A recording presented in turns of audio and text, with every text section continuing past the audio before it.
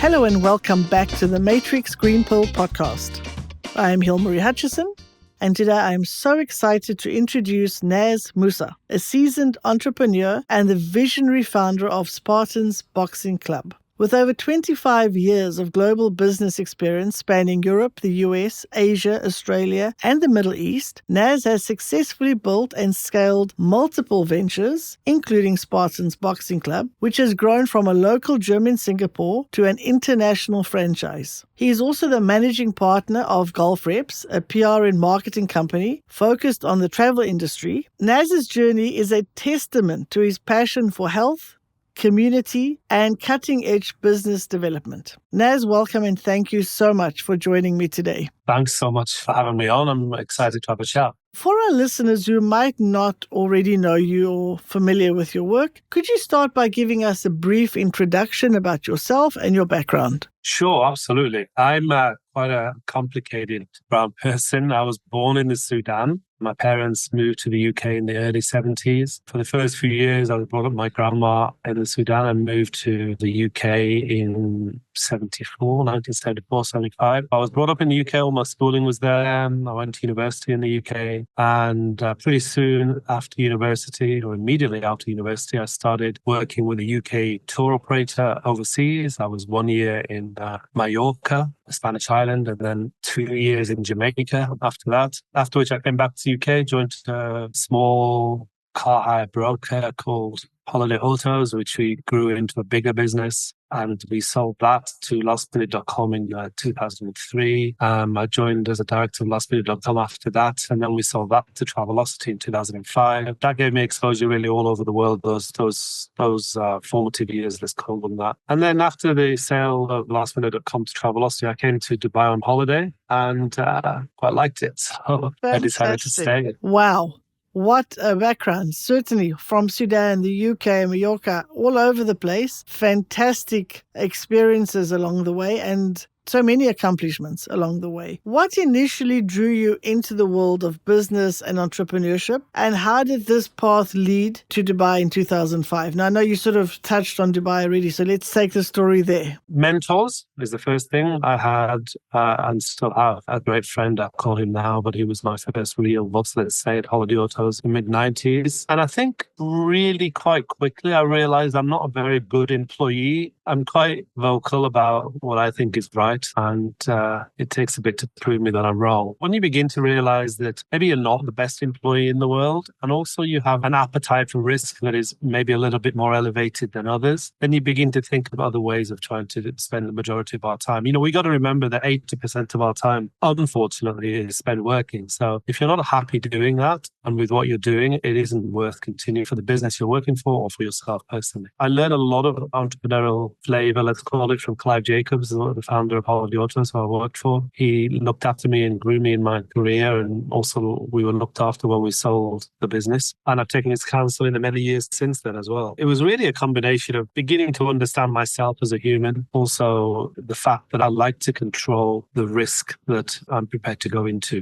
on my behalf with my consequences, rather than for another company or for another individual. Yes, I think that appetite for risk is a hallmark or trademark of entrepreneurs, being willing to take those risks. And also, as you say, outspoken, had a good idea of what you wanted. That made sense for you. So let's then look further ahead and talk about the Spartans Boxing Club. What was the catalyst for starting Spartans Boxing Club? Yeah, I think you have to go back a tiny bit. So basically, I was here being Dubai 2005 until 2012. And then 12 to 16, a business I was part of that sold took me to Singapore. And then 16 to 18, another investment I made took me to Sydney. And we came back to Dubai in 2019. But in 2008, when I was here, and I had just sold a business. I was going through some personal challenges. I became severely overweight. I was 120 something kilos and I became diabetic. The doctor was very clear with me and said that I needed to lose about 40 kilos or die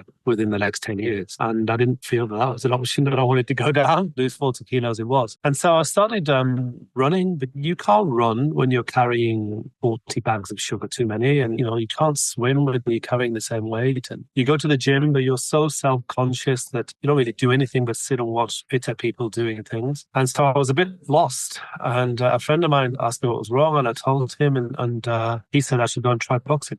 So in 2008, I went into Alcoz, which is now coffee shops and art galleries, was then just dirty old warehouses with no air conditioning. And there was a boxing gym in one of those warehouses. And I went on a Tuesday night. I fell in love with the smell of the place, not the smell of maybe the sweat that was there from today, but maybe the sweat that's been sat there for 4 or 5 years. I fell in love with the fact that nobody looked at me because of my weight or because of my inability to skip, my inability to box or anything. I was welcomed in. I joined that gym. I wasn't 100% convinced that I would come every day like I would needed to. And so out of a moment of significant ego, I thought I'll book myself in to do a white collar boxing fight in front of 700-800 people at the Habtoor Grand Hotel on June the 6th, 2008. And I started at that gym on February the 4th, 2008. So I got accepted to do that fight at 84 kilos, which meant I needed to lose 40 kilos and learn to fight and then have a fight in that 4-month period. And that challenged my ego significantly enough to make me do it. And so I trained every day except Friday, twice a day, 6 a.m., 6 p.m. I ate clean, I stopped drinking, I did all the right things and had my fight. I fell in love with boxing. That training continued, me keeping the weight off continued, my diabetes in remission continued. After selling the business in Singapore, I saw the opportunity of, instead of commuting into the CBD every day to train, which I was, maybe just to open a gym, around the corner from my house. And in that gym, put everything that I love about boxing in it and take away everything that I don't love about boxing. So I love the camaraderie and the community aspect of it. I love the fact that everybody should know your name. I love boxing, but I also love the fact that it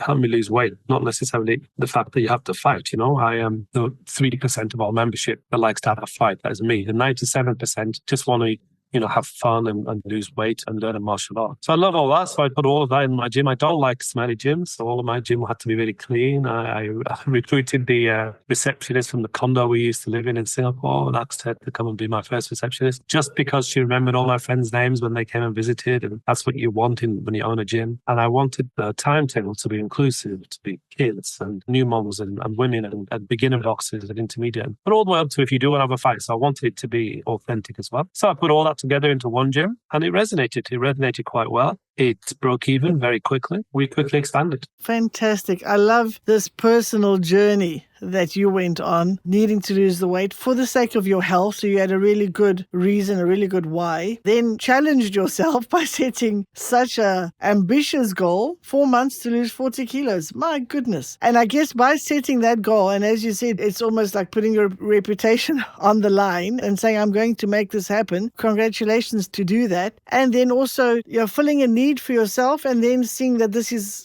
a need for others as well. Best type of business to start is the business where there's a gap in the market. Because I'd opened it in my community where I lived, it was the first time that people have thought about gyms not necessarily in the CBD of a city. So what it meant was a number of sort of really strong economic fundamentals. I didn't need a massive space because I only needed it to house a couple of hundred members, 200-300 members. And because I ordered it in the CBD, the rent was much cheaper. And so suddenly you got a gym that breaks even with 90 members over 2,000, 2,500 square foot that can easily, make a decent profit at 200 or 300 members. Whereas big box traditional gyms need 30, 40,000 square foot and 1,000, 2,000 members to break even. And we clearly weren't that. And make it sound really, really easy. It was obviously a learning experience, but it resonated. And we went into COVID with 3 gyms in Singapore, 4 gyms in Singapore. We came out of COVID because everybody left the CBD and went back to their communities. We came out with 11 gyms open in Singapore. It just kept proving itself over and over again. So my wife didn't make me close it because we were losing a lot of money. The even better thing was that we have, apart from a thriving business, we've helped a innumerable number of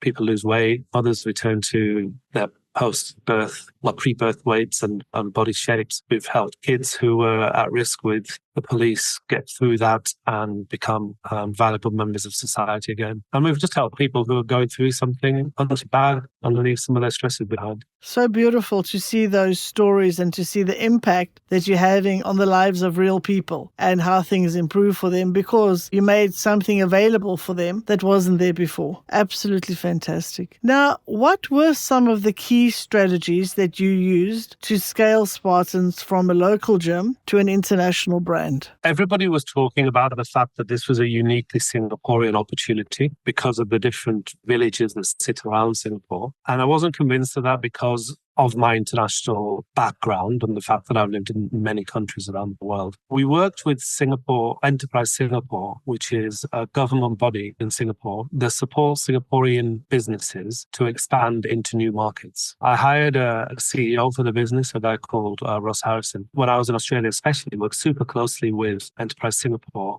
to put together a plan to launch internationally our first gyms, because I was convinced that all you needed was a community around you, and then you'll build a community within your business. And so when we moved from Sydney back to Dubai in 2019, I had a year or so of resettling back in, and then we went to work with Enterprise Singapore to launch the first Spartans in Dubai. In Arjam, which is an up and growing community sort of near Arabian Ranches 1, near Motor City, that side there. But I could see that it was a community. I could see there was a lot of buildings around it, and I could see there was a couple of schools there, etc., and it was growing. Enterprise Singapore helped us with grants to market and to find our first employees, etc., etc. This as an experimental gym, in essence, to prove that we can do it again outside of Singapore. And once again, the same fundamentals stuck. Make it a community hub, work with your neighbors, make it smell nice and be clean. Be authentic to the fact that this is boxing, and if you all want to go all the way up to competition fighting, we can help you. But also be authentic to say that if you have kids' classes and you never want your kid to ever get in the ring, but you want them to learn some discipline and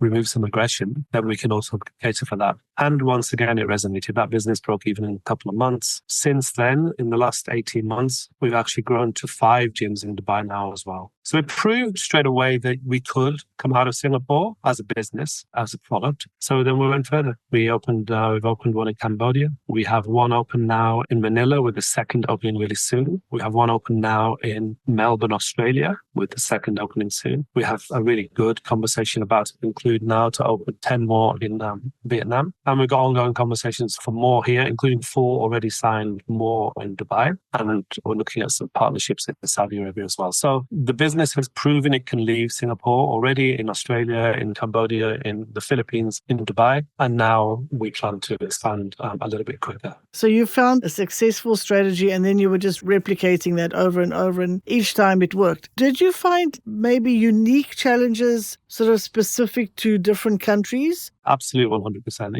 You don't even have to say within Asia and the Middle East or Australia, Even within Asia, there are many, many unique characteristics for each country. In the UAE here, absolutely, the Singapore membership is predominantly Singaporean, whereas our UAE membership is almost exclusively international, expatriate. The needs to sort of after-school activities for kids in the UAE differ from those in the Philippines or in Australia or in Singapore, and therefore our class timetables needed to change a bit. The fundamentals didn't change. Community, working with your neighbors, treating every member as special as they want to be treated, all of that, and the cleanliness and the fact that we have uniformity in our coaching and our classes, etc., and our technology, all of that remains the same. But the subtle nuances are different. And they will change again when we go in new markets. In Saudi Arabia, for example, you have to have a separate male gym to a female gym. And so we'll have to have 2 gyms, whereas in every other country, we can have mixed classes. And every market has slightly different nuances that we have to be aware of. But that's what we do. What we do is we go into the market, we tend to own the first gym. And then once we own that first gym and we iron out all the wrinkles and we know what looks good or what works, then we franchise out the remaining gyms. And that's what's happened in every market, with the exception of Australia, where it's a completely franchised gym, and also in the Philippines, where we own a little bit of the first gym, not the first gym. Yeah, so that's a smart move. When you get into a new country, set up the first one, get the fundamentals right. Once it's running, then expand to more in each country. An excellent strategy. I know that mental wellness is also a key focus for Spartans, especially you have initiatives like Spartans Mind. Can you share a little bit about these programs and how they integrate mental health with physical fitness? And once again, I'm going to just jump back to 2008. I was massively overweight. If you need to lose 40 kilos, me and my team can help you lose 40 kilos. You just don't eat bad food and stand in front of one of our bags and keep punching for a few hours a day. The weight will go away. But nobody addressed with me at that time why I was 40 kilos overweight. And of course, it was because I was going through a divorce, I was balancing that family, I was going through a midlife crisis, all the things that are really, unfortunately, relatively normal now in our world. But nobody was addressing that. And so I yo-yoed in my weight a bit over that time because I hadn't addressed the fundamentals of why I was so unwell. And I didn't want that to be the case with those that we were helping with Spartans. So at the very, very beginning, Russ, our CEO in sort of 2016, 2017, tied us up with the local police in Singapore and a local psychologist, a guy called Dr. Paul Englert. And what we did was the police would give us sort of 7 or 8. They call them at-risk youth. So maybe they're aged between 12 and 16. Maybe they've done some shoplifting or threw from school or something. And we would have them in our gyms. We would give them the boxing training, but we'd also give them sessions with the Dr. Paul. And at the end of that process, we get them in a ring and we would let them have a fight in front of their parents and their peers and their friends and their teachers, and we continue to have, and it's called the Future Selves program. We continue to have an unbelievable success rate, almost zero recidivism. And so it became clear that, and I knew this myself, that boxing isn't necessarily a physical sport. Of course, if you want to fight, it's very physical, but if you just want to train, you could go run marathons, you could do other things that will exert almost the same kind of physical pressure on you. But it's a mental sport. The reason I could actually concentrate for 60 minutes on that first boxing session on February the 4th, 2008, wasn't because I was somebody special. It was just because if I didn't concentrate for 60 minutes, at any given point, somebody was going to hit me in the head. That isn't something anybody likes. And so therefore, the mental aspect of it is very, very clear, from such a silly, basic thing like that to why we all do it. We identified that really early. So Dr. Paul Englert has joined our business. He's an employee of the business now. We have Spartans Minds products, as we say, that include I'm having problems at work, maybe an 8-10 week course of training and conversation, or I'm a new mom and I haven't spoken to another adult in the last 3 months and I want to get my body back, or I've got a problem with alcohol, or there's 5 or 6 different programs. And we help people through not only the physical aspects of getting through those tough times in our life, but also with professional help. Mentally as well. So you're taking care of both the mental and the physical, which is absolutely brilliant. Looking a little bit on the business side again, what advice would you give to aspiring entrepreneurs looking to scale their businesses? First of all, you can't be afraid of failure. The worst thing you could do is not try something and regret it. So failure is just a part of entrepreneurship, whether it's at launch or whether it's at scaling. Failure has to be a reality in your mindset. And just because you fail, and by the way, I failed meaningfully more times than I have succeeded. But just because you failed, it doesn't mean you are a failure, and it doesn't mean that you can't do it again. Most people on this planet, when given the option of steady work, 9 to 5, here's a salary that gradually increases every year, and maybe you get some stock options and some housing allowance, and you'll have your 3 or 4 week holiday a year. Most people will take that. And therefore, if you've chosen not to take that, then you're a special individual anyway. The biggest thing that I would really consider is if you're not going to fund it yourself, if you're going to raise money to scale, try not to borrow from friends and family, because that never works out well. Also, be really, really careful whose money you take and make sure their values and their plans are aligned with your values and your plans. Make sure they're not expecting a return in a very, very short space of time. Make sure they're in it for the long run, and make sure they understand that if you succeed, they succeed, but if you fail, they fail as well. The scaling part of it is almost harder than the launching part of it, because at scaling, you prove the concept. You're now, in essence, proving yourself as a manager. And that's not necessarily aligned. Being an entrepreneur doesn't necessarily make you a great manager or a great business builder. It makes you the person who can start a business to a certain point. And only through experience and through failure do you realize where that point is. I think at my age now, I'm 53 years old, I know what I'm good at, but I absolutely know where I'm not good and where I need to hand over either the reins of a business or the ownership of the business. I think that's excellent advice. I love the advice, don't borrow from friends and family. I think that's just a road to disaster. So excellent. And also, when you do borrow from someone, be sure that you are aligned as far as expectations and even timelines are concerned. So very good advice. Now we've come to the segment of our show where I'll ask you some rapid fire questions, our version of a game show. Are you ready? Yeah, let's go. Okay, I know you're a speaker at events. What is one piece of advice you hope people take away from your talks? That I have fun with everything that I do, professionally, personally, in sport, out of sport. I think if you're having fun with what you're doing, you tend to do it better. Excellent. What's the best piece of advice you have received? Be nice to everybody. Good advice. Very good. Do you do other sport outside of boxing? I play various sports incredibly badly, but boxing is my key sport. I've recently started to play paddle but as I say, incredibly badly. I've had it on my to-do list for 2 years to try paddle and yet to get there. I think it looks pretty challenging. Do you have a favorite vacation spot? Yes, Greece. Oh, nice. What is one thing you do every day, no matter how busy you get? One thing my wife and I try to do every day is ensure that we're home to put the kids to bed. The nature of both of our jobs means we're incredibly busy, but one of us will always be there to put our kids to bed. Lovely. I like that. Thank you for playing along. That was easy enough. Now, before we wrap up, we'd like to do our green pill moment. What was your green pill moment, the action or event that was the turning point for you or your career? The first was when I was in Jamaica. I was a resort manager for Jamaica for Air Tours, which was a UK tour operator from 94 to 96. And I had the most amazing time. I was young, earning a decent income, living in the Caribbean. I was having the most amazing time, to the point where, for a young man, I think I made a very mature decision. And that was that if I stayed there, I would probably still be there today. But I really wanted to build a career in the travel and tourism industry. So I quit the job, moved back to the UK without anything to go to, and on the hope that I would find employment in the travel industry. It was a massive gamble, but it was the right thing to do. And it was a very big pivotal turning point in my career.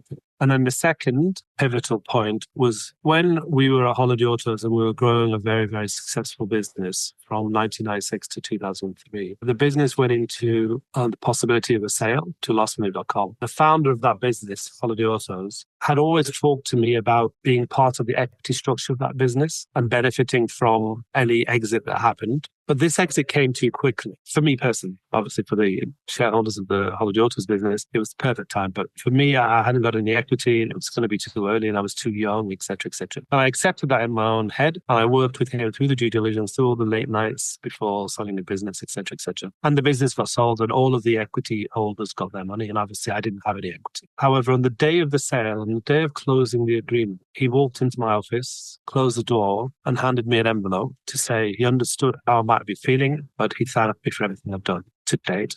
And then he walked out. And when I opened the envelope, the amount of equity that I thought I was going to get, he gave me the equivalent in cash or in payment in the check.